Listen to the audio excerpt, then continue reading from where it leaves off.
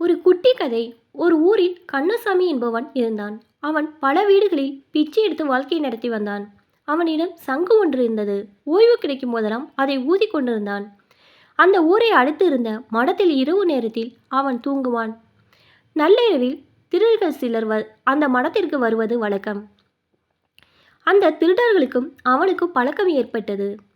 இவர்கள் ஒரு நாள் திருடுகிறார்கள், பல நாள் மகிழ்ச்சியாக இருக்கிறார்கள். நானோ நாள்தோறும் பிச்சை எடுத்து அலைகிறேன். மீண்டும் போன பழைய உணவையே கிடைக்கிறது. உப்பு சப்புல்லாத அதை சாப்பிட்டு சாப்பிட்டு சலித்து விட்டது. இவர்களுடன் சேர்ந்து திருட வேண்டும், வளமாக வாழ வேண்டும் என்று நினைத்தான் அவன். தான் எண்ணத்தை அவர்களிடம் சொன்னான். அதற்கு திருடர் தலைவன், திருடுவது எளிதல்ல, அதற்கு திறமை வேண்டும். நீ எங்களுடன் சேர்ந்து திருட வேண்டாம். உனக்கு என்ன வேண்டும் கேள், தருகிறோம் என்றான்.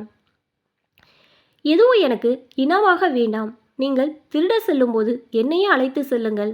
நீங்கள் என்ன சொல்கிறீர்களோ அதை செய்கிறேன். நானாக எதையும் செய்ய மாட்டேன் என்றான் அவன். இன்று இரவு பண்ணையார் மந்தையில் ஆடுகளை திருடப் போகிறோம். நீயும் வா என்றார் திருடர் தலைவன். இரவு நேரம் திருடுவதற்கு அவர்கள் புறப்பட்டனர். இடுப்பில் சங்கை கட்டிக்கொண்டு அவனும் அவர்களுடன் சேர்ந்து கொண்டான். எங்கும் இருட்டாக இருந்தது. அவர்கள் அனைவரும் பண்ணையாரின் மந்தைக்குள் நுழைந்தனர். திருடர்கள் ஒவ்வொருவரும் ஒரு ஆட்டின் கழுத்தை பிடித்து தூக்கினர். அப்படி தூக்கினால் ஆடு கத்தாது. திருடி பழக்கம் இல்லாத அவன் ஆட்டின் காலை பிடித்து தூக்கினான். அதனால் அந்த ஆடு கத்தியது. ஆட்டின் கத்தலை கேட்ட திருடர் தலைவன், அதன் கழுத்தை பிடித்து தூக்கு, அது கத்தாது என்று சொல்ல நினைத்தான். கழுத்தை சங்கு என்று சொல்வது வழக்கம். சங்கைப்பிடி என்று மெல்லியதாக குரல் கொடுத்தான். இதை கேட்ட பிச்சைக்காரன், சங்கை ஊதும்படி சொல்கிறான் திருடன் தலைவன். சங்கு ஊதும் திறமையை அவனுக்கு காட்ட வேண்டும் என்று நினைத்தான். ஆட்டை கீழே விட்ட அவன் இடுப்பில் இருந்த சங்கை எடுத்தான். வலிமையாக ஊதினான். சங்கோசை எங்கும் கேட்டது.